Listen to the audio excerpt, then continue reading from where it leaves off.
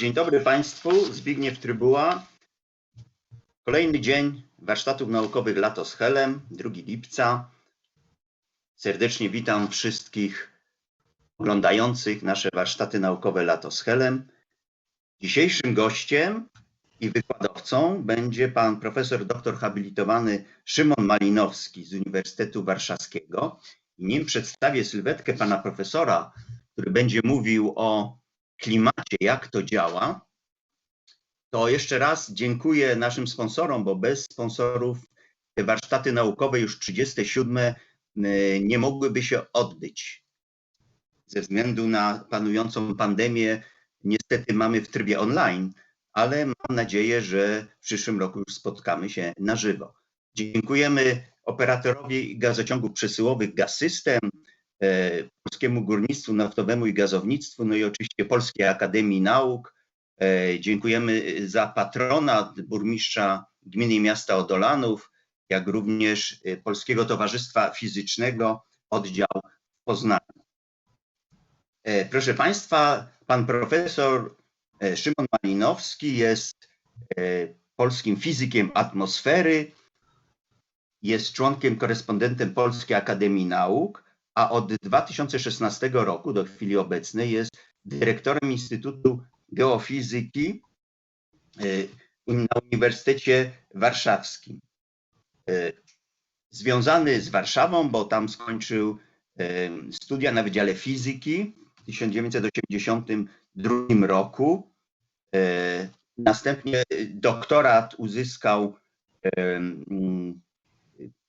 w 1988 roku w Instytucie Geofizyki Polskiej Akademii Nauk, a habilitację w 1998 roku. Zajmuje się fizyką chmur, pomiarami turbulencji w atmosferze i oprócz tej pracy zawodowej jest również pan profesor popularyzatorem nauki. Między innymi jest jednym z założycieli portalu Nauka o Klimacie. Również pan profesor jest bohaterem filmu Można panikować, w którym pan profesor mówi o tych zagrożeniach dotyczących klimatu.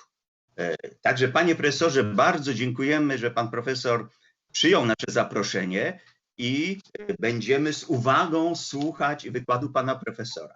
I tak jak codziennie na naszych warsztatach naukowych Lato z Helem zadam pytanie, odpowiedź będzie na wykładzie pana profesora, a pytanie jest następujące. Co jest dominującą przyczyną aktualnej zmiany klimatu? Bardzo proszę uważnie słuchać. No i pierwsze osoby, które odpowiedzą na to pytanie, tradycyjnie dostaną koszulki Lata z Helem. Także panie profesorze, oddaję głos. Bardzo proszę.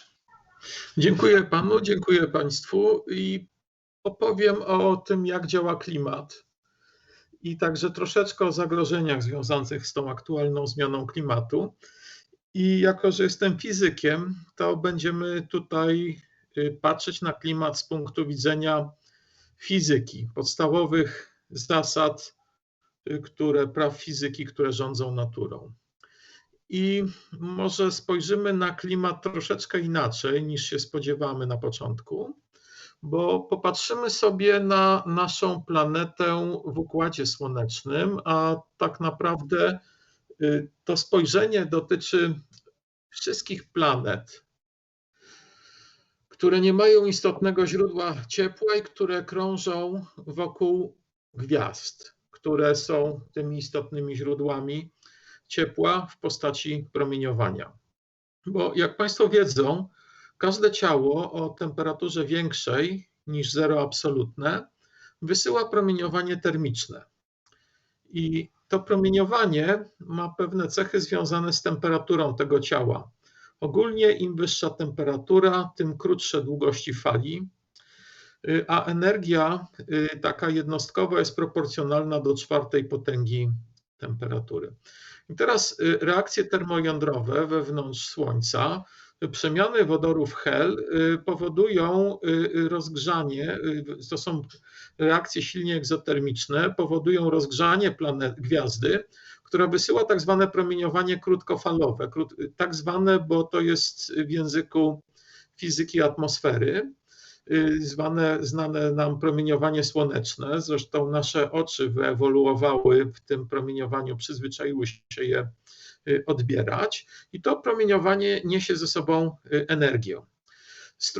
Część strumień tego promieniowania zasila Ziemię, jest pochłaniany i Ziemia, cały system klimatyczny, powierzchnia Ziemi się ogrzewa, sama zaczyna emitować promieniowanie w kosmos. I teraz rośnie energia wewnętrzna tego otwartego układu termodynamicznego, gdzie mamy dopływ i ucieczkę energii. To nie jest termodynamika równowagowa, bo mamy właśnie różne temperatury. Przypominam, w równowadze termodynamicznej dwa układy są w równowadze termodynamicznej, jeśli mają te same temperatury.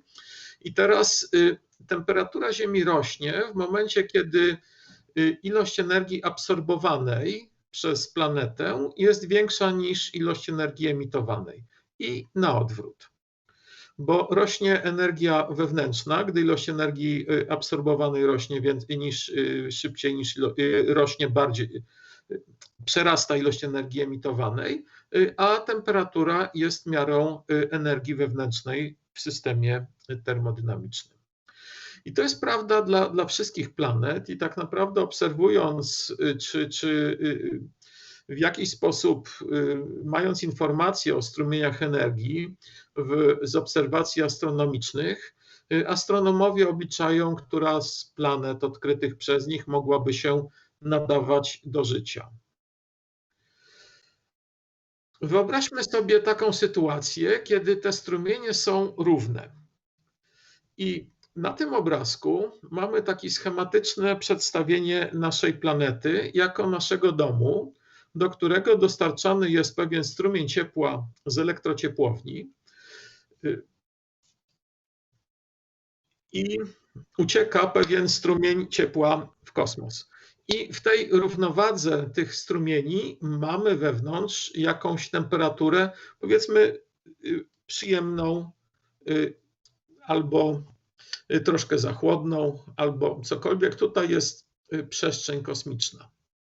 No i teraz wyobraźmy sobie, że zaczynamy przy tej samej dostawie energii od Słońca dom okładać izolacją, na przykład styropianem.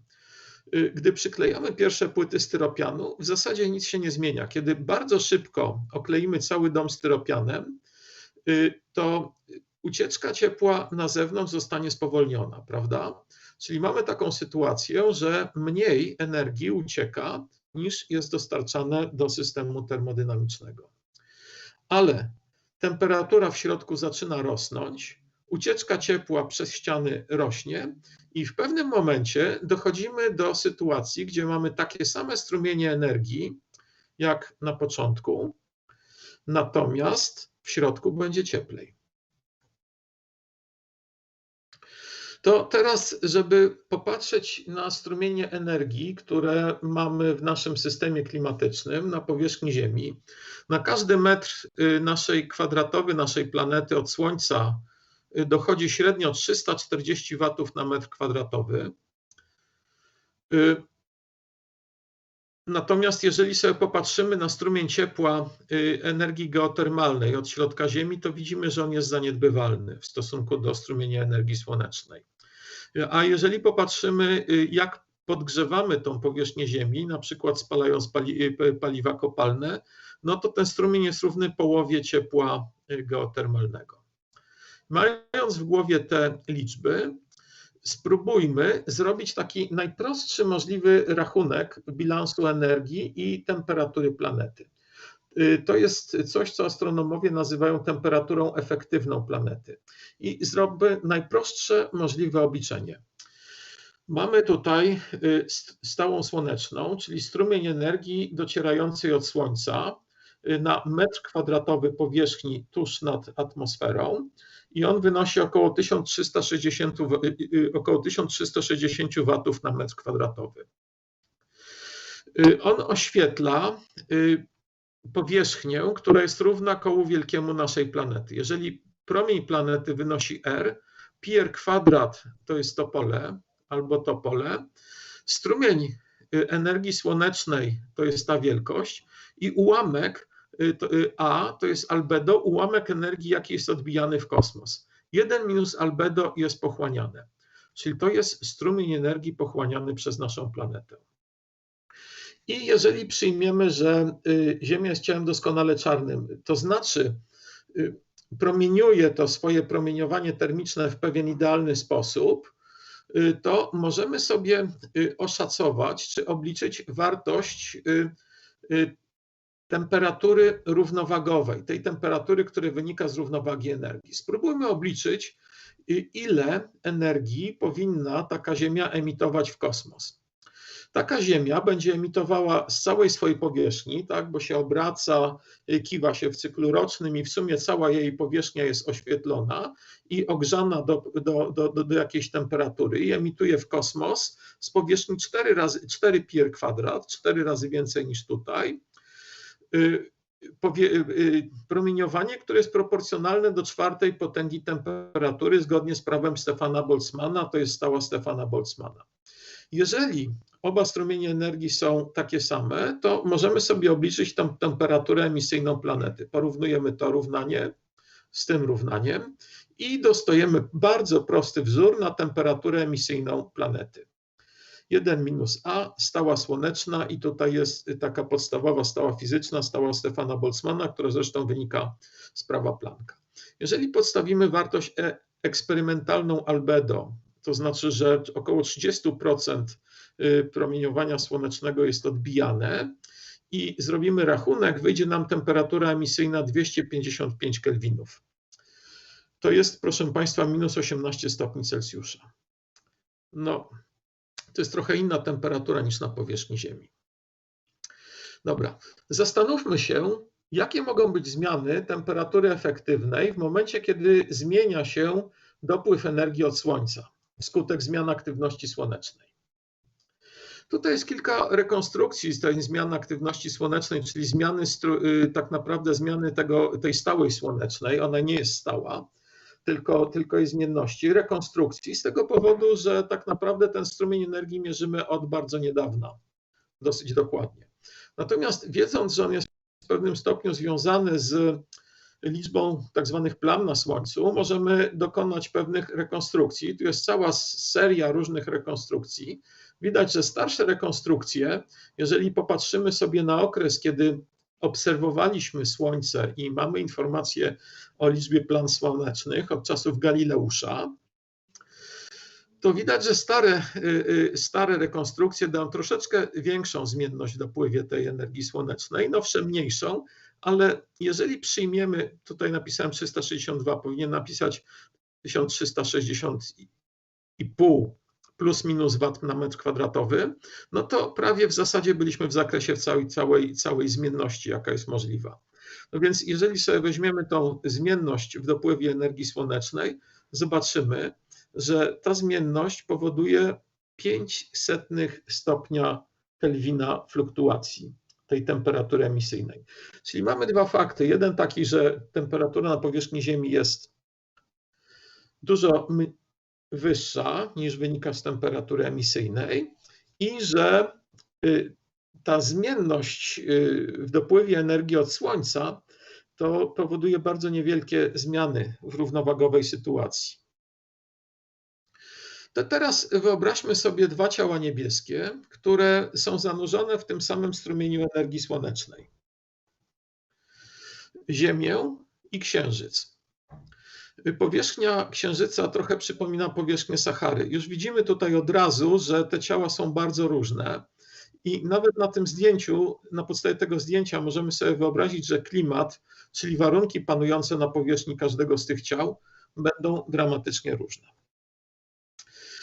Skąd się biorą różnice? No, różnice biorą się z tego, że Ziemia posiada atmosferę, Ziemia posiada oceany I w tej atmosferze bardzo ważnym składnikiem jest woda, który jest bardzo, bardzo dużo może być. No i jeszcze takie zielone obszary, które też są bardzo istotne dla spraw, dla klimatu, pokazują, że na Ziemi istnieje życie. Jak gruba jest atmosfera? Ja bardzo lubię zadawać to pytanie i to pytanie budzi konsternację, bo ludzie nie bardzo wiedzą, jak odpowiedzieć na to pytanie. Tutaj na tym obrazku naszej błękitnej planety widać, że ta atmosfera jest bardzo cienka, prawda? Nam się wydaje, że tej atmosfery nad naszą głową jest strasznie dużo. Tymczasem przypomnijmy sobie, że gdy satelity wchodzą w tak zwane gęste warstwy atmosfery, to jest to na wysokości około 100 kilometrów nad powierzchnią planety. Natomiast, proszę Państwa, gdybyśmy całą atmosferę sprężyli do takiej gęstości, jaką ma woda, to cała atmosfera jest równoważna 10 metrom słupa wody. No, to wiemy ze szkoły, bo ciśnienie atmosferyczne odpowiada właśnie 10 metrom słupa wody. To popatrzmy, ta malutka warstwa powoduje, że mamy zupełnie inne warunki niż na Księżycu. Po drugie, bardzo ważnym czynnikiem w atmosferze jest woda, która może kondensować i mogą powstawać chmury, czy może powstawać śnieg i lód na powierzchni planety, które bardzo efektywnie odbijają promieniowanie słoneczne. Po trzecie, przypomnijmy, że ocean pokrywa prawie 3/4 globu i ma średnio prawie 4 km głębokości, czyli gdyby go równo rozsmarować po planecie, byłoby go 3 km. Czyli masa oceanu jest 300 razy większa niż masa atmosfery. A jeszcze ciepło właściwe wody jest 4 razy większe niż ciepło właściwe powietrza. Czyli pojemność cieplna oceanu jest 1200 razy większa niż pojemność cieplna atmosfery. To są bardzo ważne liczby, które pozwalają nam zrozumieć, jak działa system klimatyczny. I teraz ta atmosfera ma pewne szczególne cechy. Już mówiliśmy o tym, że interesują nas dwa strumienie promieniowania. Jeden strumień promieniowania słonecznego i drugi strumień to może być strumień promieniowania termicznego każdego ciała na powierzchni planety, także atmosfery, które ogrzeje się do jakiejś temperatury innej od zera absolutnego. I teraz ten strumień promieniowania kosmicznego to jest przedstawione widmo mocy. Tutaj jest długość fali, tu jest natężenie promieniowania, to jest na górnej granicy atmosfery, a to jest na dolnej granicy atmosfery na powierzchni Ziemi. Widzimy, że atmosfera jest prawie przeźroczysta dla promieniowania słonecznego. Ja przepraszam, zamknę okno, bo hałas jest za oknem.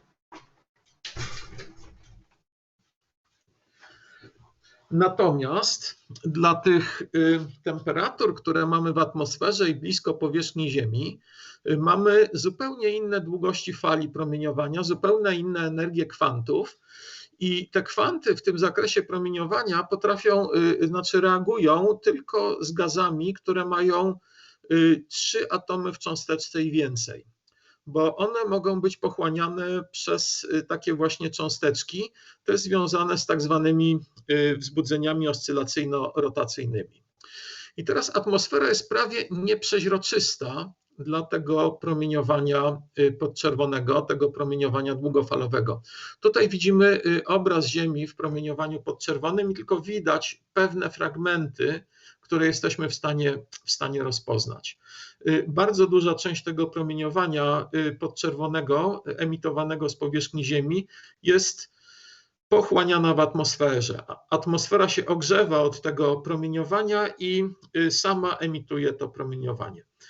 To bardzo dobrze widać na takim uproszczonym obrazku, który tutaj przedstawia sytuację takiego idealnego ciała niebieskiego bez atmosfery w stanie równowagi termodynamicznej.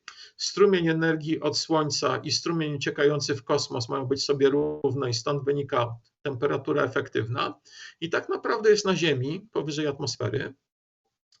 Natomiast przez to, że atmosfera jest przezroczysta dla promieniowania słonecznego, ono przenika, ogrzewa powierzchnię Ziemi, jest pochłonięta powierzchnia Ziemi, zaczyna emitować promieniowanie podczerwone, które jest zatrzymywane przez atmosferę. pochłaniane przez atmosferę, a przynajmniej te gazy trójatomowe, które są w atmosferze i więcej atomowe. Atmosfera się ogrzewa, promieniuje w górę i w dół. Przy powierzchni Ziemi mamy dużo większe strumienie promieniowania. Możemy sobie krótko zrobić taki dokładniejszy rachunek. Na metr kwadratowy powierzchni planety przypada średnio 1/4 stałej słonecznej. To jest to, co jest odbijane w kosmos. To jest to, co było pochłonięte przez naszą powierzchnię na metr kwadratowy powierzchni planety. I to jest to, co jest emitowane w kosmos zgodne z tą temperaturą efektywną. Teraz, jeżeli atmosferę przyjęlibyśmy, że jest symetryczna, co nie jest prawdą, no to ona, jeżeli jest w stanie równowagi, powinna emitować i w kosmos, i w dół tyle samo, ile dostaje od Ziemi. A Ziemia dostaje to 1 - a s przez 4.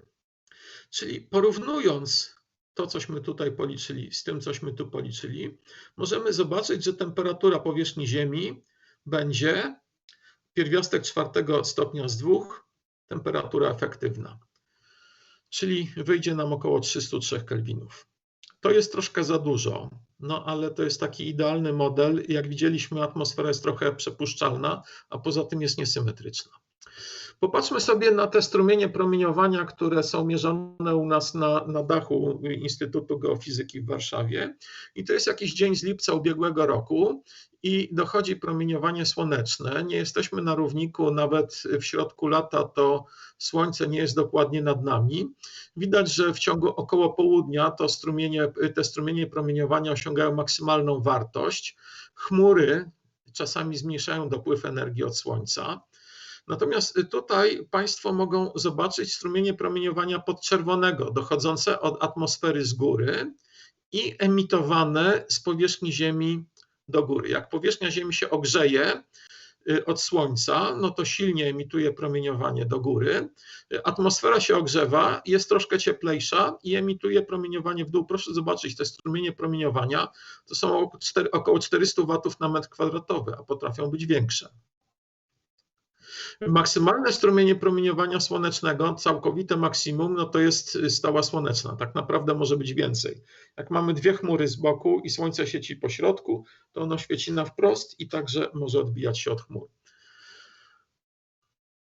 To jest pochmurny dzień listopadowy.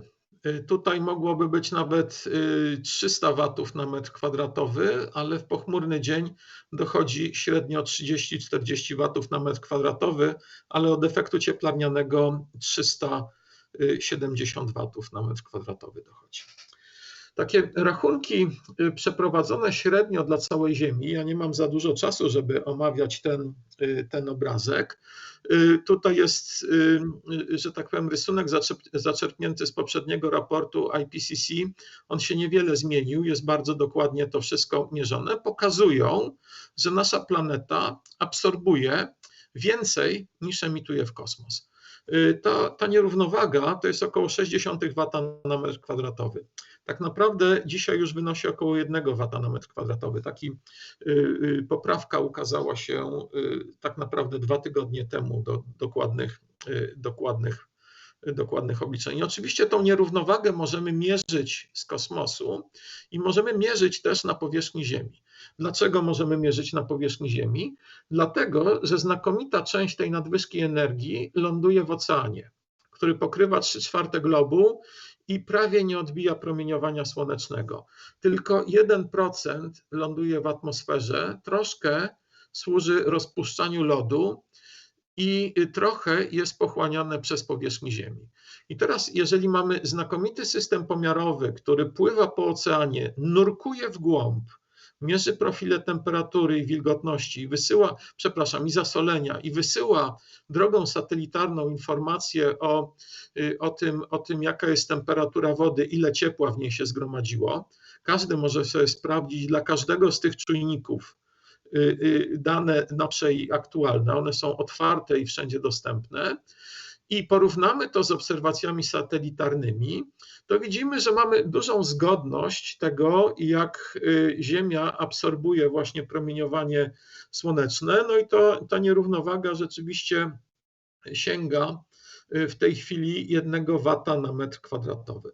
Czyli nasz system klimatyczny, nasza planeta jest w stanie nierównowagi i zgodnie z tą nierównowagą temperatura także powietrza, ale także wody i powierzchni lądów rośnie, bo temperatura jest miarą energii wewnętrznej systemu klimatycznego. I teraz, jeżeli sobie popatrzymy na zmiany w strumieniach energii w bilansie energetycznym, to możemy mówić o tak zwanym wymuszeniu antropogenicznym przez gazy cieplarniane, które rośnie. To są zmiany w strumieniach energii, ale nie aktualna nierównowaga. I najważniejszym, że tak powiem, efektem, czynnikiem wzrostu jest dwutlenek węgla. Dlaczego? Za chwilkę o tym powiem, jak dojdziemy do mechanizmów rządzących zmianami temperatury na powierzchni globu. W każdym bądź razie to jest nasza ocena, jak zmieniły się strumienie promieniowania wskutek właśnie różnych czynników w ciągu ostatnich 250 lat, tak naprawdę od początku epoki przemysłowej, przyjmowanej umownie w roku 1750.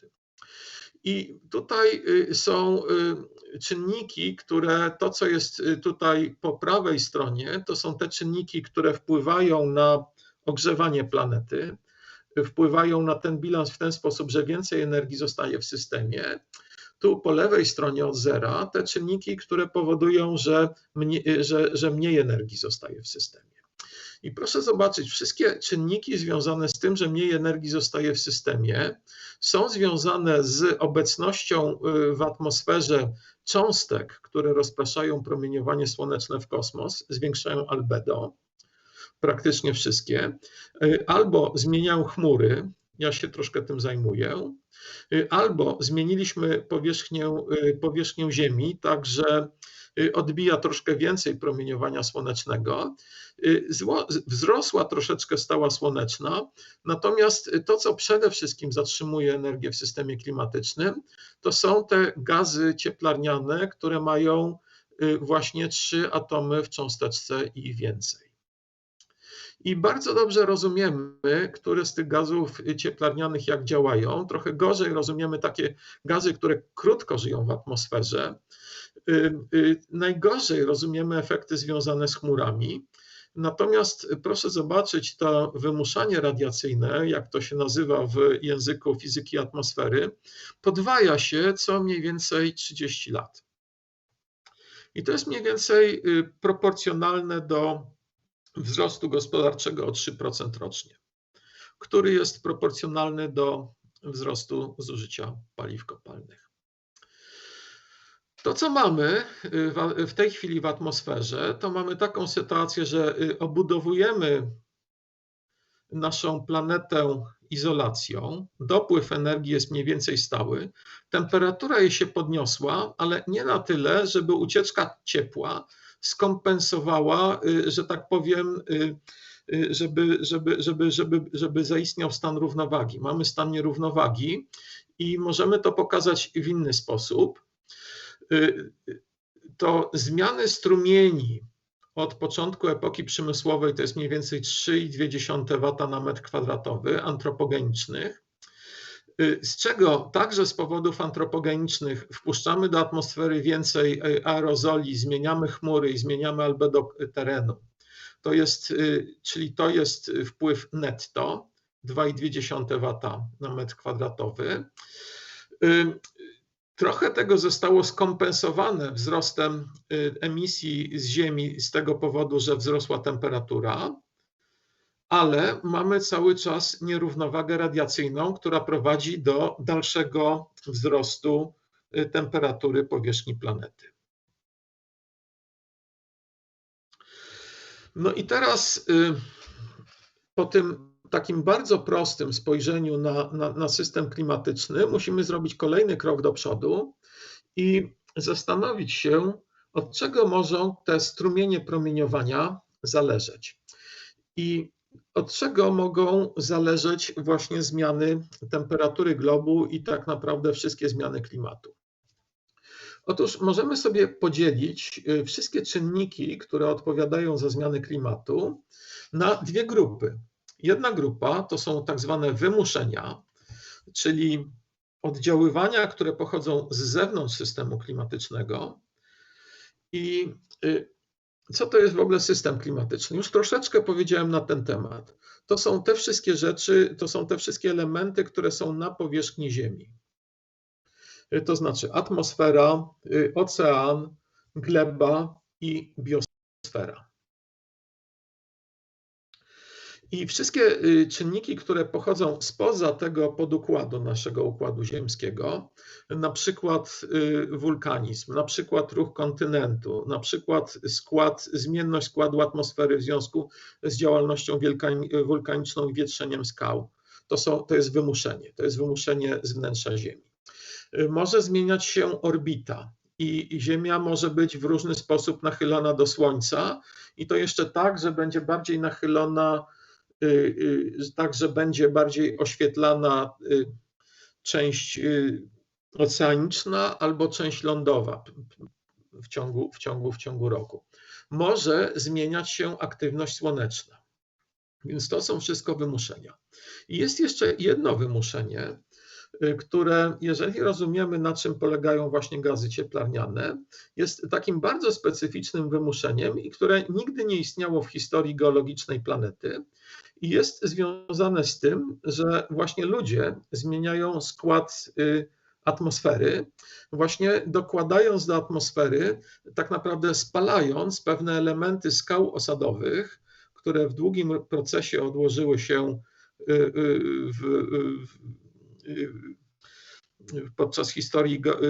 podczas historii geologicznej, w bardzo krótkim okresie czasu spalają go w atmosferycznym tlenie i produkują dwutlenek węgla, ale także produkują też aerozole. To jest tak zwane wymuszenie antropogeniczne. I to jest bardzo specyficzne dla nas wymuszenie, nie istniało nigdy w historii geologicznej planety. Natomiast sprzężenia. Tych sprzężeń jest bardzo dużo. Ja chcę tylko opowiedzieć tutaj o dwóch sprzężeniach, które są istotne. Tych istotnych sprzężeń jest więcej, ale pierwsze sprzężenie, z którym jest bardzo dużo nieporozumień, to jest kwestia obecności pary wodnej w atmosferze. Jak już mówiliśmy, atmosfery jest 300 razy mniej niż oceanu. Czyli z punktu widzenia, że tak powiem, atmosfery, ten ocean jest prawie nieskończonym źródłem pary wodnej. Dlaczego jest jej taka ilość w atmosferze, jaka jest? To wynika z krzywej równowagi faz Clausiusa-Clapeyrona, albo dokładniej z tego, ile może wyparować pary wodnej. A to zależy od temperatury nasycenia parą wodną powietrza, która rośnie z temperaturą. Jakikolwiek czynnik nie spowodowałby podgrzanie powietrza nad oceanem, który pokrywa 3/4 globu, i nad wilgotnymi powierzchniami lądów, to maksymalna ilość wody, jaka może wyparować, jest ograniczona na temperaturą tego powietrza. Czyli jakikolwiek czynnik spowoduje wzrost temperatury powietrza, to on powoduje natychmiast wyparowanie większej ilości wody. Więcej nie może wyparować, bo się skrapla i spada z powrotem. I woda jest najważniejszym gazem cieplarnianym i to jest taki czynnik, multiplikator, który działa natychmiastowo. Mamy jakieś czynniki wymuszające o długim działaniu i natychmiastowo to tak zwane sprzężenie pary wodnej powoduje wzmocnienie. Dlatego we wszystkich rachunkach, także tamtych, które pokazywałem w tamtej tabelce, to były efekty wymuszeń radiacyjnych, tych wymuszeń długookresowych pomnożonych przez multiplikator związany z parą wodną. Drugi rodzaj sprzężenia to jest sprzężenie związane z tym, że ta woda w atmosferze czy na powierzchni lądu może występować w różnych postaciach. To znaczy w atmosferze może występować w 3 stanach skupienia. Jak jest jako para wodna, to działa tylko jako gaz cieplarniany. Jak jest jako kryształki śniegu czy kropelki lodu, to działa jako bardzo silna substancja cieplarniana, ale też wpływa na albedo, odbija promieniowanie. Jeżeli powstaną duże obszary, które odbijają promieniowanie słoneczne, to jest taki zawór, który przykręca ilość energii wchodzącą do systemu klimatycznego. I teraz kwestia tego, jaka część planety jest pokryta lodem i śniegiem, szczególnie latem w obszarach polarnych, to jest ta istotna rzecz, która może wpływać na, właśnie jest bardzo silnym sprzężeniem związanym z obecnością wody w atmosferze. I teraz najtrudniejszy rysunek z całego dzisiejszego wykładu, który pokazuje z jednej strony, jak to wszystko razem działa, a z drugiej strony, jak to wszystko ze sobą, jak to wszystko rozumiemy. Otóż skoncentrujmy się na początku na panelu A, tym na dole, który pokazuje rekonstrukcję średniej temperatury globu sięgającą 800 000 lat wstecz. To jest współczesność, 100 000 lat temu, 200 000 lat temu, 300 000 lat temu, ta sama skala na dolnym rysunku. I to są odchylenia temperatury globu od czegoś, co było właśnie te 250 lat temu, a tak naprawdę ciągnęło się przez ostatnie prawie 10 000 lat. Jeszcze zobaczymy to na poprzednim wykresie. I teraz każda zmiana temperatury na powierzchni Ziemi zostawiła ślady. Na przykład zmiana temperatury wód powierzchniowych spowodowała ślady, które są do znalezienia w osadach dennych. Przede wszystkim to są badania, które potrafią, gdzie mierzymy stosunek 2 izotopów tlenu, tlenu 16 do tlenu 18. Para wodna, która zawiera tlen 16, łatwiej paruje niż para wodna, która zawiera tlen 18. To wtedy więcej tego tlenu 18 wbudowuje się w skorupki otwornic, które pływają, zasilane są światłem słonecznym na powierzchni oceanów, opadają na dno. No i na tej podstawie możemy określić temperaturę warstwy powierzchniowej oceanów. Jesteśmy w stanie określić także ilość wody, jaka była w lądolodach, mierząc właśnie tlen 18 i deuter w rdzeniach lodowych. Jesteśmy w stanie określić stan atmosfery, mierząc składniki powietrza w pęcherzykach lodowych, które były zgromadzone w lodzie. I mając te wszystkie dane, jesteśmy w stanie zrekonstruować zmiany średniej temperatury globu za ostatnie 800 000 lat. I to jest ta niebieska linia z zakresem niepewności. Proszę zobaczyć te zakresy niepewności, szczególnie dla okresów interglacjałów, bo to są te najwyższe temperatury, to są okresy glacjałów z najniższymi temperaturami, są dosyć duże, a taka typowa amplituda temperatury pomiędzy interglacjałem a glacjałem to jest około 6 stopni. Natomiast na górnym rysunku to jest wynik naszego spojrzenia na planetę oczami fizyka i zbudowania modelu planety opartego na podstawowych prawach fizyki, właśnie tych prawach energii, zachowania energii, tych strumieni energii, promieniowania, ze znajomością także sprzężeń i wymuszeń w systemie klimatycznym.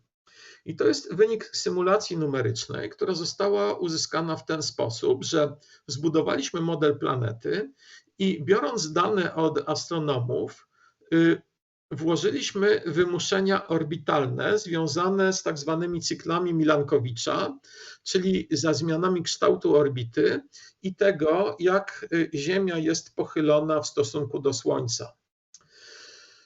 Te wymuszenia, jak Państwo widzą, są dosyć nieduże, 0,2 W na metr kwadratowy, ale nie należy się tym tak do końca wprost kierować z tego powodu, że te wymuszenia mają pewną specjalną cechę.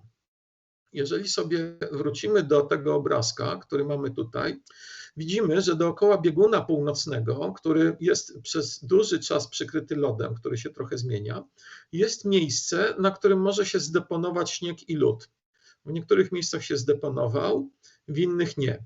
Ale w czasach epoce lodowcowej tego śniegu i lodu było dużo więcej, bo mógł tu zostać. Dookoła Antarktydy nie ma takiego miejsca. Więc to wymuszenie cyklami Milankowicza jest strasznie istotne tutaj dla tego obszaru półkuli północnej, mimo że jest słabe w sensie absolutnej wartości, to powoduje cały skutek różnych efektów. Po pierwsze, jeżeli mamy, że tak powiem, bardziej ujemny bilans radiacyjny na północy, to dłużej zalega śnieg, potem robią się lodowce, rośnie albedo i proszę zobaczyć, to są zmiany w strumieniach promieniowania spowodowane tym efektem.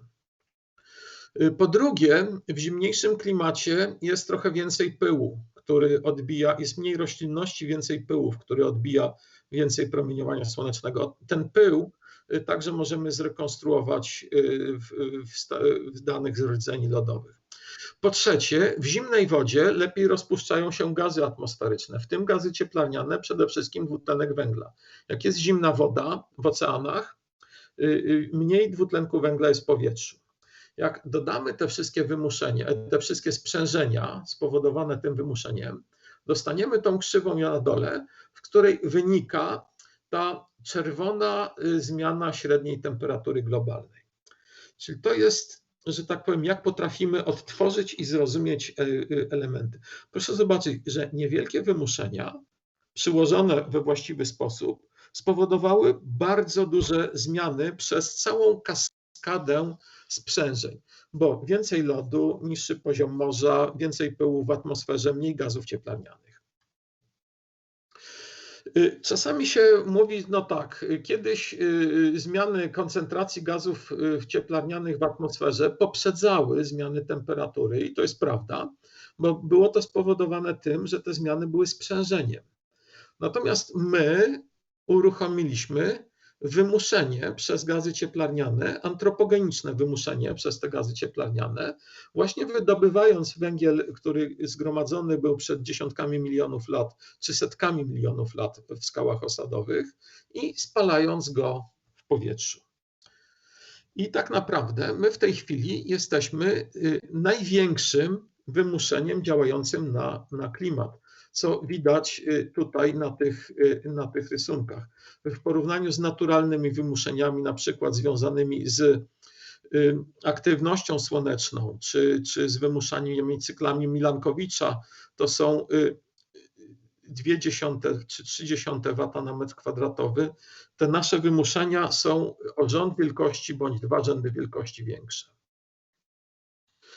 No i teraz w jaki sposób to się przekłada na temperaturę naszej planety? Jak to wygląda? To jest najlepsza rekonstrukcja z ubiegłego roku, znowu na podstawie bardzo różnych danych paleoklimatycznych, też badanych właśnie tymi metodami izotopowymi, ale nie tylko, średniej temperatury globu od narodzenia Chrystusa, od roku zerowego.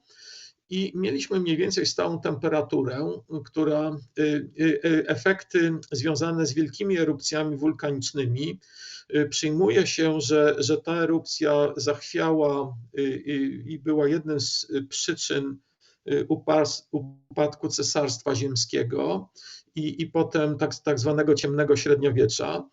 I to wymuszenie Milankowicza powodowało, że Ziemia powolutku staczała się w stronę następnej epoki lodowcowej, aż nagle zaczęliśmy na dużą skalę najpierw niszczyć życie na powierzchni Ziemi, bo używaliśmy najpierw drewna jako surowca energetycznego, a potem paliw kopalnych, co spowodowało wzrost koncentracji gazów cieplarnianych w atmosferze, przez ten efekt wzmocnienia dużo silniejszy i wzrost temperatury, który w tej skali czasu wygląda tak jak Państwo widzą. No i teraz właśnie mamy te modelowanie klimatu, czyli możemy zbudować wirtualną planetę, pisząc równania hydrodynamiki, termodynamiki, prawa transferu radiacyjnego, własności składników atmosfery. Zamykamy to w układ równań modelu. Mamy wirtualną rzeczywistość, gdzie możemy symulować mechanizmy klimatyczne i związki przyczynowo-skutkowe. Jak dobrze to potrafimy robić, Państwo mieli przykład. I teraz, co możemy zrobić z tym wszystkim? Możemy zastanowić się, ile my tych gazów cieplarnianych jeszcze możemy wyemitować. To są tak zwane najnowsze scenariusze emisji, ja je włożyłem do prezentacji dzisiaj z takiej strony Our World in Data, ale one są dostępne w takich otwartych bazach danych, między innymi takich opisujących bilans węgla na planecie. To jest ilość węgla, tak naprawdę dwutlenku węgla i emisję innych gazów cieplarnianych, bo wiemy, że te inne gazy w ekwiwalencie dwutlenku węgla emitujemy tego samego dwutlenku węgla w tej chwili około 40 gigaton plus pozostałych gazów cieplarnianych, tyle, że jest w ekwiwalencie ponad 50 gigaton. I gdybyśmy prowadzili taką politykę jak dawniej, to że tak powiem, takiego wzrostu emisji, jak był do tej pory, co jest możliwe ze względu na zasoby węgla i paliw kopalnych, to do roku 2100 wyemitowalibyśmy około 120-150 gigaton rocznie, byłyby wtedy emisje, skumulowane emisje były bardzo duże i spodziewamy się na podstawie symulacji numerycznych, że wzrost temperatury do tego czasu byłby o 4 stopnie z kawałkiem. Przypominam, że różnica temperatur pomiędzy środkiem epoki lodowej, czyli 3 km lodu nad Skandynawią, czyli nad dużą częścią Ameryki Północnej i nad częścią Azji, 150 czy 170 metrów niższy poziom morza i tak dalej, a sytuacja taka jeszcze niedawna to jest 5 stopni. Od jakiegoś czasu prowadzimy polityki redukcji emisji. Ten wzrost, w szczególności w krajach Zachodu, ale także w wielu innych, jest mniejszy i to, co w tej chwili, że tak powiem, rządy są w stanie zrobić, to utrzymać niewielki wzrost emisji, a potem spadek, co będzie powodowało zmianę temperatury o około 3 stopnie. To jest to, do czego kraje się zobowiązują, a to jest co chcielibyśmy, żeby zatrzymać ocieplenie na poziomie 1,5 bądź 2 stopni. Proszę zobaczyć, potrzebne muszą być ujemne emisje. Dlaczego chcemy zatrzymać ocieplenie na takim poziomie? W związku z pewnymi sprzężeniami, które nie były nigdy uruchamiane w ciągu tych 800 000 lat i więcej, bo nie przekroczyła temperatura planety tego thresholdu o 1,5 stopnia bądź 2 stopnie większego niż między interglacjałami. No teraz jeszcze taki obrazek właśnie nowych projekcji, bardzo wieloma modelami, tutaj około 50 modeli z różnych ośrodków brało udział w tych projektach, właśnie dla scenariusza dalszego wzrostu emisji i bardzo silnego powstrzymania emisji, znowu, które pokazują, to są nowsze dane niż na poprzednim obrazku, właśnie te spodziewane wzrosty temperatur. To są spodziewane wzrosty poziomu morza. Te wzrosty są już nieaktualne, mimo że praca jest sprzed 2 lat. Wiemy w tej chwili, że dynamika lądolodów i Grenlandii, Antarktydy jest większa niż nam się wydawało i zaczyna nam w tej chwili grozić się zsuwanie wielkich połaci lądolodu z jednego i z drugiego kontynentu prosto do morza. Także to jak kostka lodu z brzegu talerza wpuszczona w ten talerz podnosi poziom wody, tak ten mechanizm może także szybko spowodować wzrost poziomu morza. No i teraz taki rysunek, który pokazuje znowu najnowszą rekonstrukcję, co nie znaczy, że pierwszą, średniej temperatury globu za ostatnie 67 milionów lat. Żeby tak sobie wyobrazić, jaki to jest okres czasu, proszę zobaczyć, zwrócić uwagę na skalę czasu tutaj. To są miliony lat, tak naprawdę co 5 milionów lat jest główna kreska. Tutaj jest 5 milionów lat, co milion lat kreska i ten okres od około 3 miliony lat do teraz to jest okres epok lodowcowych, z czego dobrze mamy przebadane około 800 tysięcy lat, to jest związane z najstarszym lodem i ten rysunek, który tutaj widzimy, tośmy już widzieli.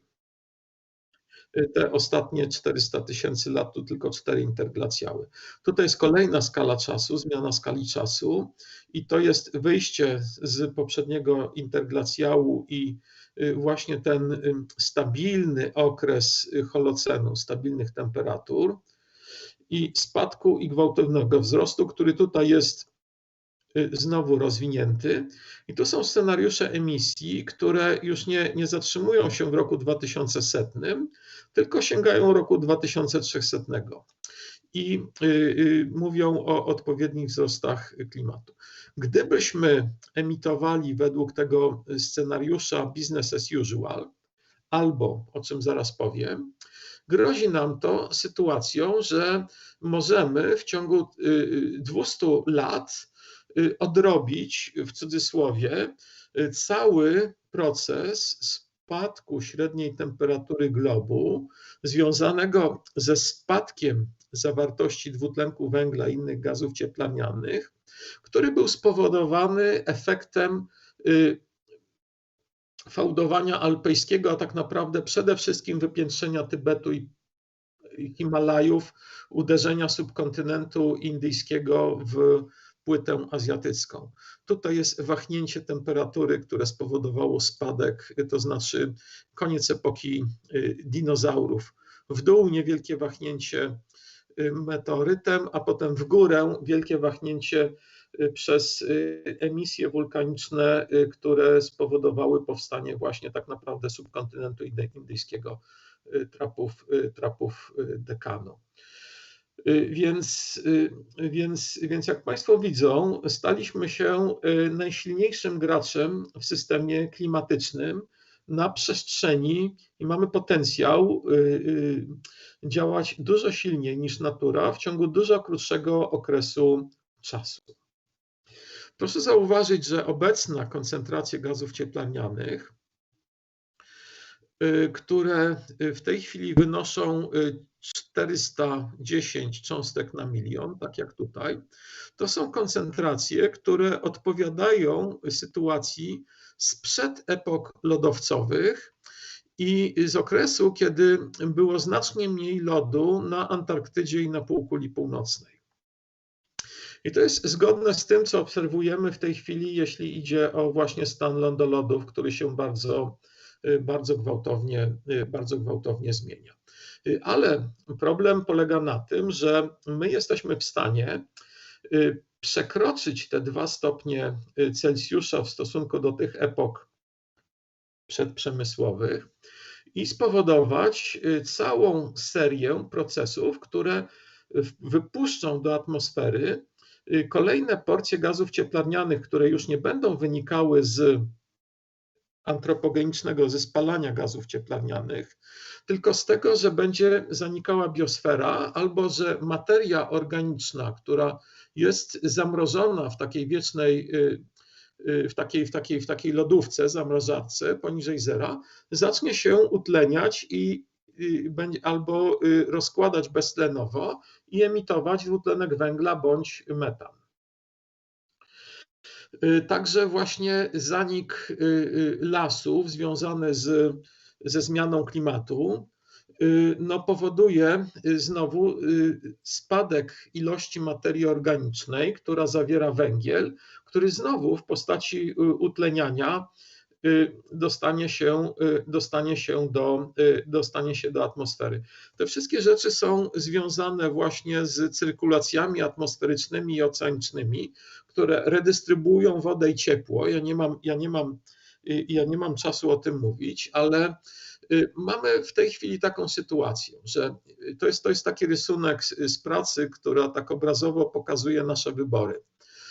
Kiedyś przez ostatnie te 3 miliony lat Ziemia oscylowała pomiędzy epokami lodowcowymi i interglacjałami, bo była właśnie bardzo wrażliwa ze względu na ilość energii od Słońca, zawartość dwutlenku węgla w atmosferze i tak dalej, na to odkładanie się bądź zanik lądolodów na półkuli północnej. To były te bardzo silne wzmocnienia sprzężenia zwrotne. Myśmy w tej chwili napompowali dwutlenku węgla tyle, że wybiliśmy planetę już poza ten układ i pompujemy dalej ogromne ilości gazów cieplarnianych, 50 gigaton rocznie.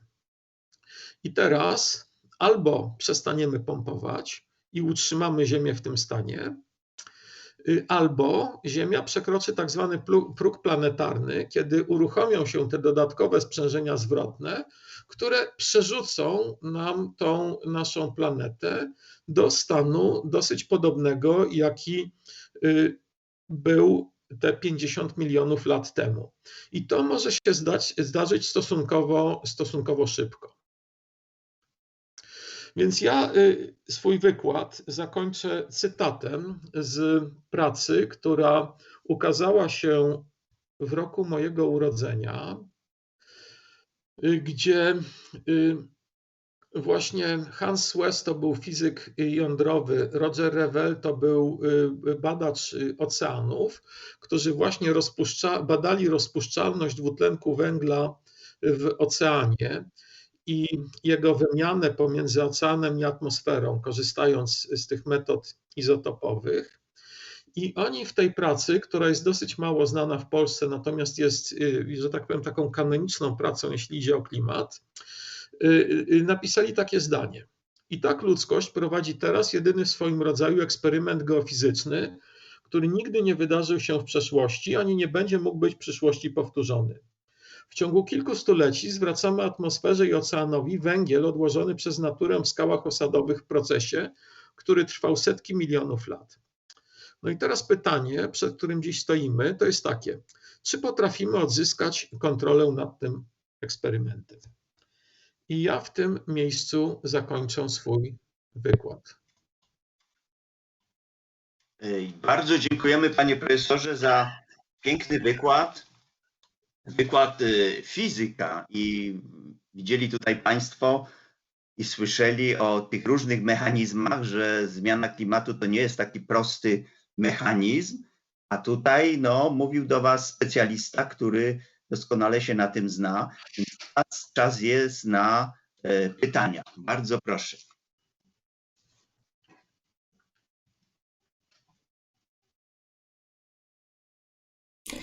Tak, dziękuję bardzo. Panie profesorze, mamy kilka pytań, niektóre z nich są trudne, więc na pewno będzie ciekawie. Jasne. Panie profesorze, pierwsze pytanie. Czy globalne ocieplenie można zatem wykorzystać w terraformacji Marsa? To znaczy mechanizmy, tam mamy taką sytuację na Marsie. Mamy dużo dwutlenku węgla, nie mamy tlenu. W związku z tym mamy zupełnie inną sytuację. I druga rzecz, nie mamy wody. Proszę zauważyć, że para wodna jest tym strasznie silnym czynnikiem, prawda? My tutaj mówimy o wymuszeniu przez dwutlenek węgla, ale w sumie te wszystkie zmiany klimatu, bardzo duże, są związane z tym, że to wymuszenie jest multiplikowane przez czynnik istotnie większy od 1, związany z obecnością wody i pary wodnej, tej ile może się zmieścić w atmosferze. W związku z tym, dopóki my nie spowodujemy na Marsie, nie znajdziemy dużej ilości wody i nie spowodujemy, że ta woda będzie się dostawała do atmosfery właśnie w procesie parowania, nie podgrzejemy powierzchni Marsa w jakiś sposób i nie zapoczątkujemy całych takiego kaskady sprzężeń, które doprowadzą atmosferę Marsa i powierzchnię Marsa do innego stanu, tak długo nie będziemy mogli tego Marsa terraformować. W każdym bądź razie to nie jest takie proste. To jest kwestia właśnie bardzo dokładnej znajomości tych szczegółowych procesów podziałania odpowiednimi wymuszeniami i wywołania odpowiednich sprzężeń. I ja nie potrafię w prosty sposób na to odpowiedzieć, bo to jest w dużej mierze terra incognita. Część tych sprzężeń, szczególnie związanych z biosferą, jest też nie do końca dobrze znana w każdym bądź razie, więc to także tak to wygląda. Dziękuję bardzo. Mówimy o katastrofie klimatycznej, czy jednak przyszłość nie jest aż tak pesymistyczna i może być poniekąd szansą klimatyczną, na przykład ocieplenie tajgi i Syberii i stworzenie z nich nowych żyznych pól uprawnych oraz łatwiejszy dostęp do surowców? No niestety nie, z tego powodu, że proces powstawania gleby, żyznej gleby jest bardzo długotrwałym procesem i wymagającym dosyć, że tak powiem, stałych i przewidywalnych warunków. Wszystkie procesy naturalne sprzężenia, także związane z procesami biologicznymi, mają stałe czasowe. I na przykład, jeżeli my zmieniamy klimat szybciej niż dorastają następne pokolenia drzew, a zmieniamy klimat bardziej niż jest zakres, że tak powiem, możliwości przystosowania tych drzew czy ich życia, to my w zasadzie prowadzimy do tego, że właśnie zmniejszamy ilość energii, materii organicznej. Myśmy już od właśnie od 0 roku zmniejszyli ilość materii organicznej i węgla w materii organicznej, ja tego nie pokazywałem, o czynnik 2 w stosunku do tego, co było 2000 lat temu i co było stanem naturalnym. Więc spadek tej zawartości węgla w materii organicznej postępuje razem z naszym wylesianiem i z utrudnieniami związanymi z odnową systemów biologicznych, których stałe czasowe nie pozwalają na to, żeby zwiększyć asymilację węgla, zawartość węgla w tych systemach organicznych. Także niestety fizyka tutaj jest dosyć jednoznaczna. Ja mogę podać bardzo wiele publikacji na ten temat. U nas niewiele osób zajmuje się tymi zagadnieniami, ale to nie znaczy, że one nie są powszechnie znane i bardzo dobrze udokumentowane. Dziękuję bardzo. Jaki wpływ na odprowadzenie ciepła na drodze konwekcji mają chmury nocą? Dlaczego ten aspekt jest pomijany? Aspekt nie jest pomijany, tylko w ciągu 40-minutowego wykładu nie mógł być poruszony. I znowu tutaj jest kwestia całego wykładu na temat takiej elementarnej tak zwanej równowagi radiacyjno-konwekcyjnej. Ja mogę powiedzieć, że wręcz zupełnie nie jest ten aspekt pomijany i te wszystkie rysunki, które przedstawiały średnie bilanse energii i strumienie także ciepła jawnego i utajonego, bo to nie tylko przez promieniowanie mamy przekazywaną energię od powierzchni Ziemi do atmosfery, ale przez odgrzewanie powietrza. To jest około 20 watów na metr kwadratowy średnio. Przez parowanie, powstawanie opadu i wypadnięcie opadu, ciepło przemiany fazowej jest zabierane z powierzchni Ziemi, uwalniane w atmosferze w ilości proporcjonalnej do ilości opadu. Ilość opadu mówi nam o tym, ile ciepła dostało się w ten sposób do atmosfery. One nie są w żadnym razie pomijane.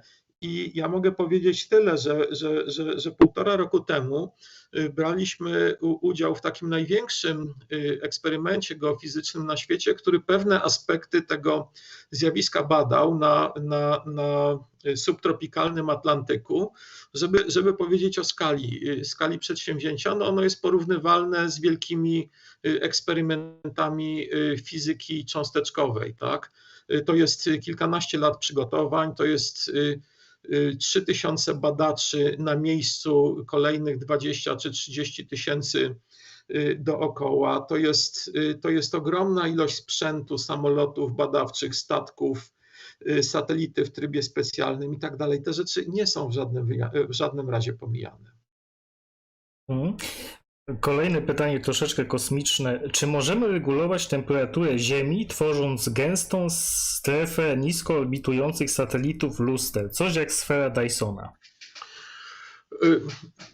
To możemy teoretycznie, z tym, że to nie jest kwestia tylko temperatury planety, ale właśnie całych tych bilansów wody, przepływu ciepła i tak dalej.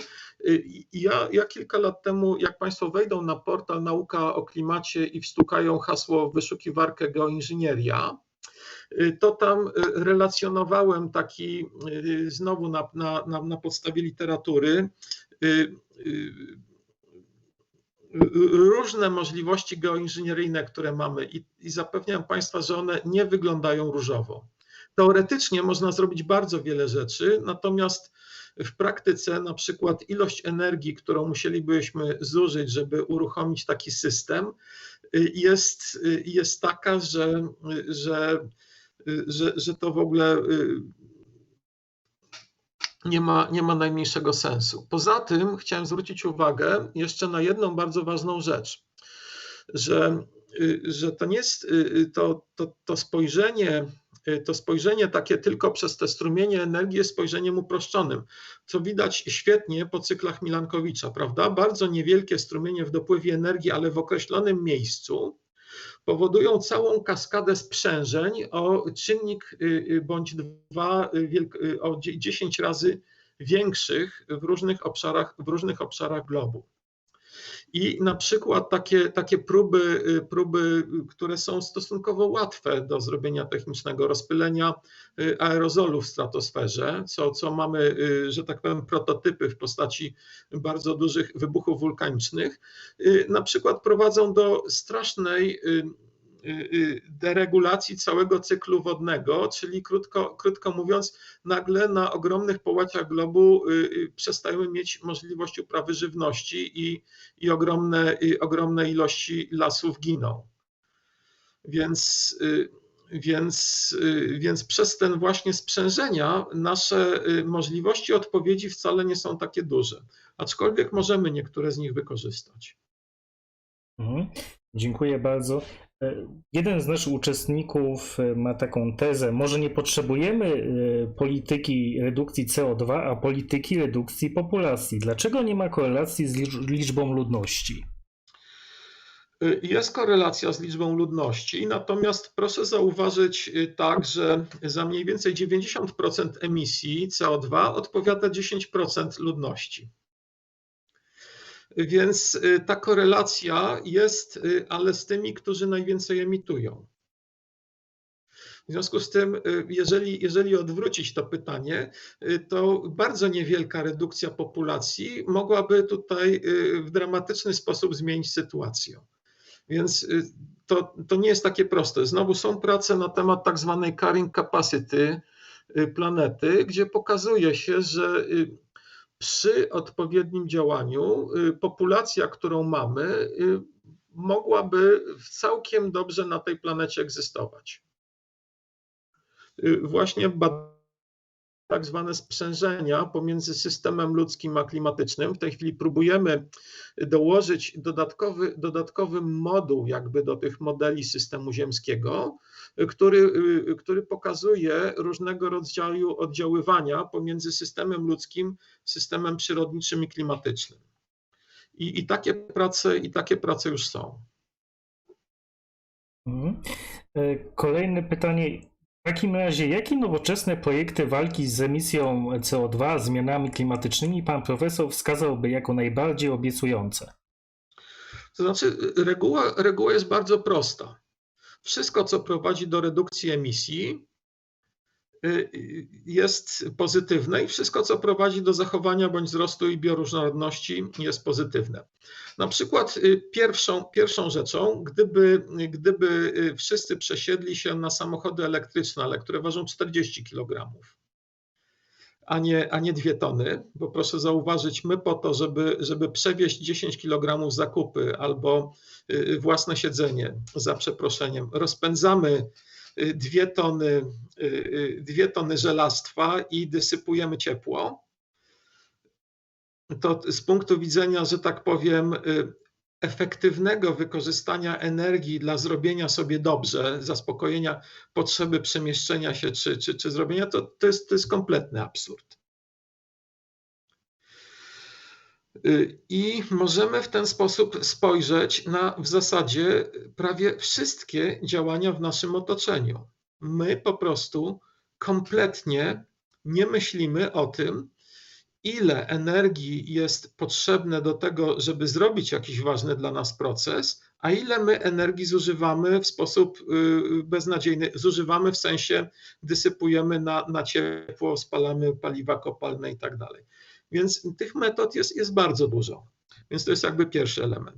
Drugi element jest taki, że jest kwestia właśnie efektywnego wykorzystania energii. Oczywiście, na przykład silniki elektryczne są dużo sprawniejsze niż spalinowe, ale mamy kłopot z przechowywaniem energii.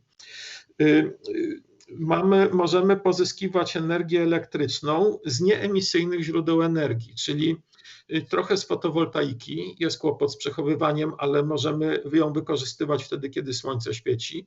Trochę z wiatru, czy sporo z wiatru i z fotowoltaiki, ale mamy też bardzo dobrą technologię, to znaczy energetykę jądrową, którą z jakichś powodów uznajemy za niegodną tego, żebyśmy ją wykorzystywali.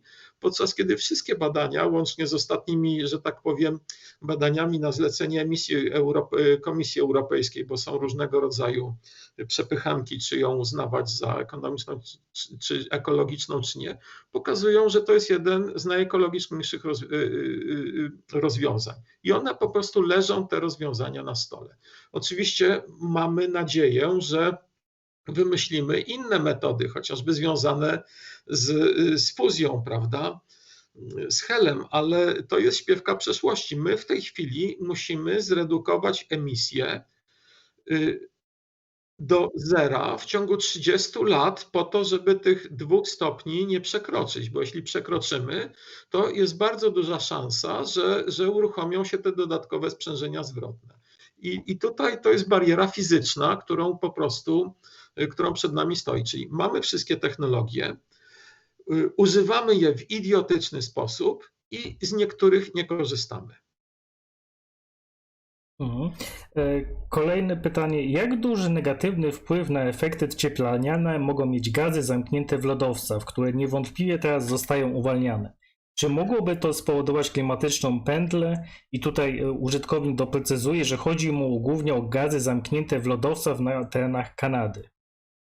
Gazy zamknięte w lodowcach nie mają żadnego znaczenia w tym bilansie. To, co ma znaczenie, to jest tak zwana wieczna zmarzlina i to nie jest lodowiec, tylko to jest materia organiczna, która w tych regionach polarnych w okresie interglacjałów odkładała się w ten sposób. Tam życie bardzo szybko, w okresie letnim jest bardzo dużo światła słonecznego.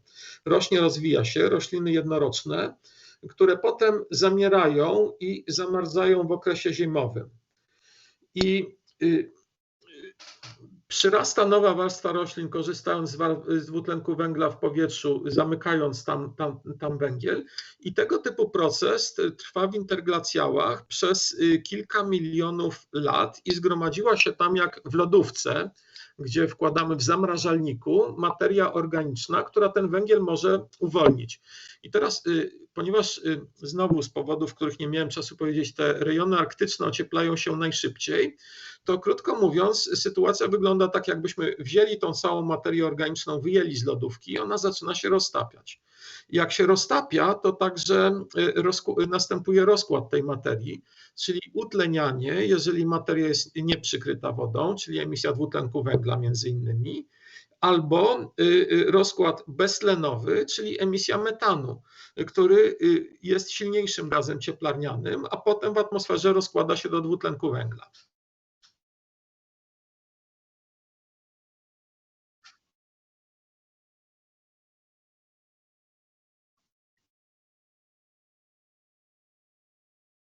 Krajów rozwiniętych spada. Może rozwiązaniem jest spowodowanie, żeby biedne kraje stały się bogate. No tak, tylko to jest powód, tylko niech się staną bogate, nie emitując dwutlenku węgla. I to jest nasze zadanie, żebyśmy im zapewnili tą możliwość rozwoju, dając źródła energii, które nie emitują dwutlenku węgla. I jeszcze jedno z ostatnich pytań. Jak bardzo zmieni się klimat, jeśli Księżyc w końcu się od nas oddali? Czy jest to brane pod uwagę w tych modelach matematycznych? Na które nie potrafię odpowiedzieć. Myślę, że nieznacznie. Nie widzę żadnego powodu, dla którego miałby się znacznie zmienić. Dobrze. Czy przy dalszym wzroście temperatury zadziała swoisty zawór bezpieczeństwa, który upuści pewną ilość energii, by temperatura atmosfery już nie rosła? Znaczy jest taki zawór, to nazywa się właśnie prawo Stefana Boltzmana, które po prostu mówi, że ten strumień wypromieniowanej energii jest proporcjonalny do 4 potęgi temperatury. Ale więc to takie największe sprzężenie zwrotne jest ujemne, jesteśmy w nim zanurzeni. Natomiast ono w tych temperaturach, o których mówimy i w tym zakresie temperatur i możliwości zmienności, które dotyczą właśnie życia biologicznego, takiego jak znamy i kwestii dostosowania się, on jest za słaby. Nie mamy takiego zaworu. Rozumiem. I ostatnie pytanie. Ile wynosi grubość optyczna dla pasma absorpcji dwutlenku węgla?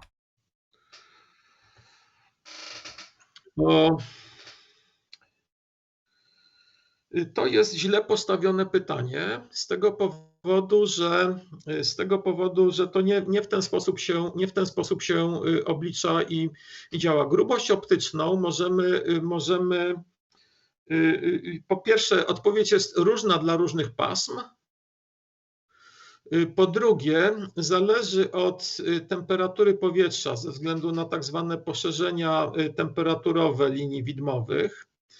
I po trzecie, znowu, jeżeli Państwo zajrzą do naszego portalu Nauka o klimacie, albo jeszcze lepiej do książki Nauka o klimacie, którą napisaliśmy, gdzie opisujemy te wszystkie mechanizmy, tam są odsyłacze do sposobu modelowania transferu radiacyjnego w atmosferze i do różnego rodzaju modeli online, które pokazują, w jaki sposób to się dzieje. Ten transfer radiacyjny jest dosyć skomplikowany. I to pojęcie grubości optycznej jest bardzo dobre dla bardzo szerokiego zakresu, więc tutaj to nie jest tak proste, ale ogólnie rzecz biorąc, te zmiany w strumieniach energii wynikają właśnie wprost ze zmiany grubości optycznej. Dziękuję bardzo. Z mojej strony to jest wszystko. Panie profesorze, serdecznie dziękujemy za piękny wykład, odpowiedzi na te pytania, niełatwe pytania. Cieszymy się, że mogliśmy wysłuchać prawdziwego specjalistę od zmian klimatu, bo różne są koncepcje, różne poglądy na zmianę klimatu, ale tutaj widzimy, że pan profesor pokazał nam, że fizyka tu jest najważniejsza, bo fizyka jest wokół nas, tak jak temat naszych warsztatów naukowych Lato z Helem. I pan profesor pokazał, jak te procesy są złożone, ale jednak fizyka wszędzie działa. Także bardzo dziękujemy. Ja jeszcze może skomentuję króciutko, bo historia właśnie fizyki klimatu jest bardzo blisko związana z historią fizyki i tak naprawdę jak działa efekt cieplarniany, to pierwszy zrozumiał Joseph Fourier w latach 20. XIX wieku. W połowie XIX wieku wiedzieliśmy już, jakie są własności absorpcyjne najważniejszych gazów cieplarnianych, między innymi dzięki Tyndallowi. Potem pierwsze pomiary stałej słonecznej to jest Langley, to są lata 80. XX wieku. I pierwszy rachunek tego, jak wzrośnie temperatura globu przy wzroście temperatury, przy wzroście koncentracji dwutlenku węgla w atmosferze o czynnik 2, to jest rok 1898 Svante Arrhenius. Także przepraszam bardzo, tutaj ta fizyka jest bardzo stara, bardzo dobrze ugruntowana i wzbogacana w miarę rozwoju oczywiście o nowe elementy. Także fizyka jest bardzo ważna, powiedziałbym, dla nas fizyków najważniejsza. Ale tak. I fizyka daje nadzieję, tylko używajmy tej fizyki z głową. bo mamy metody, mamy możliwości, ale przez to, że my zaprzeczamy fizyce, próbujemy wynajdować różnego rodzaju dziwne rozwiązania pozafizyczne, mamy kłopoty. No właśnie, czyli używajmy rozumu i racjonalnych rozwiązań. Bardzo dziękuję. Dziękuję też panu doktorowi Piotrowi Banatowi, pracownikowi naszego Zakładu Fizyki Niskich Temperatur, no dzięki któremu mieliśmy kontakt tutaj z panem profesorem i pan profesor zgodził się i tutaj na tych warsztatach mieliśmy piękny wykład. Także Piotrze, to... Piotr zrobił u mnie doktorat. Już bardzo dawno. No proszę. Jaki ten świat jest tutaj mały, a teraz Piotr pracuje w naszym Zakładzie Fizyki Niskich Temperatur naszego Instytutu Fizyki Molekularnej. Także panie profesorze, bardzo serdecznie dziękuję. Dziękuję Jakubie tobie za tutaj czuwanie nad sprawą techniczną i zapraszam na przyszły tydzień, bo teraz sobotę, niedzielę będziemy mieli wolne, także zrelaksujmy się, nabierzmy sił, a w poniedziałek o godzinie 17 będziemy mieli wykład doktora Macieja Kamińskiego z Politechniki Poznańskiej. Także serdecznie zapraszam na przyszły tydzień. Dziękuję wszystkim i panu profesorowi. Bardzo. Do widzenia. Ja również Państwu dziękuję. Widzimy się w poniedziałek, jak zwykle o 17:00.